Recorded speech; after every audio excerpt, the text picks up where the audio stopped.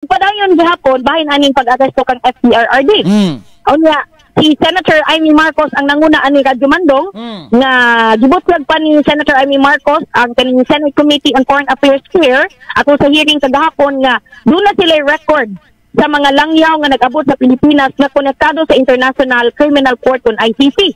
Sumala pa niya Radyo Mandong mga higala nga posible daw May 2024 pa lang gisugdan na ang plano sa mga laka o last year pa di ay aron ma-aresto daw si FCRRD. Nya iyahag yung disuta ang record Radyo Mandong kasi matod pa nga October 4 last year niabot sa Pilipinas ang ICC interpreter gikan sa United States. Samtang duha ka protection expert ang niabot nitong October 15 ug 20 sa susamang tuig kinsa maoy magprotekta sa mga testigo. Samtang niabot sa Pinas ang ICC investigator pagka October 24 ug uban pang staff nga dunay managlahing expertise. Nagpirma kini sa managlahing hotel sa nasod.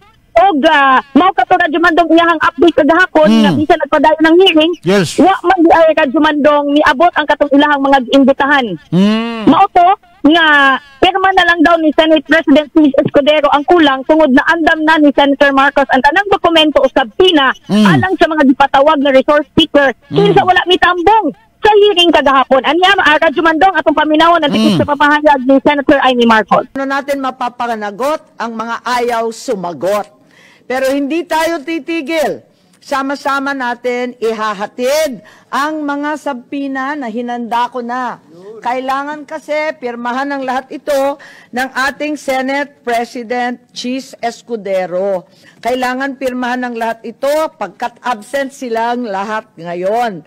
Pininglatang ni Senator Amy Marcos gani napagani to gihimo ba kana ganing video si Director Daryl Yap na konektado kang VP Sara og kang Senator Amy Marcos mutuo ba ka ani sa iyahang mga lakang karon og sa iyahang paghadlok na isuhan og sabpina ang katong mga wala ni tambong sa hearing? Kanang pag-issue og sabpina o niya ang pagutan na naanan ng papel nga sabpina kupirma ka na si Chis Escudero wal ka na tawag si Chis Escudero nga sibat-sibat pod